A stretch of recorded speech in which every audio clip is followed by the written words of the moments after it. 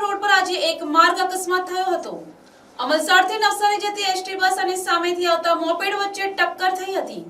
આ અકસ્માતમાં એક યુવાનનું ઘટના સ્થળે જ મોત થયું હતું, જ્યારે અન્ય એક યુવાન ઇજાગ્રસ્ત થયો હતો। પ્રાપ્ત માહિતી અનુસાર ગુજરાત રાજ્ય માર્ગ વાહન વ્યવહાર નિગમની બસ સાથે મોપેડ પર સવાર બે યુવાનો અથડાયા હતા।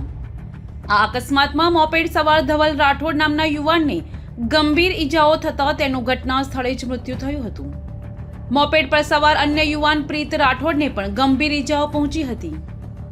સ્થાનિકોની મદદથી તેને તાત્કાલિક નવસારી સિવિલ હોસ્પિટલ ખાતે ખસેડવામાં આવ્યો હતો, જ્યાં તેની સારવાર ચાલી રહી છે। ઘટનાની જાણ થતાં જ ગણદેવી પોલીસનો કાફલો ઘટના સ્થળે પહોંચી ગયો હતો। પોલીસે મૃતદેહને પોસ્ટમોર્ટમ માટે ખસેડી અકસ્માતને મોતનો ગુનો નોંધી વધુ તપાસ હાથ ધરી છે।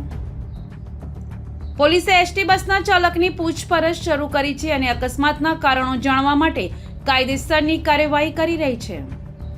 Bureau report, NTC news, Navsari.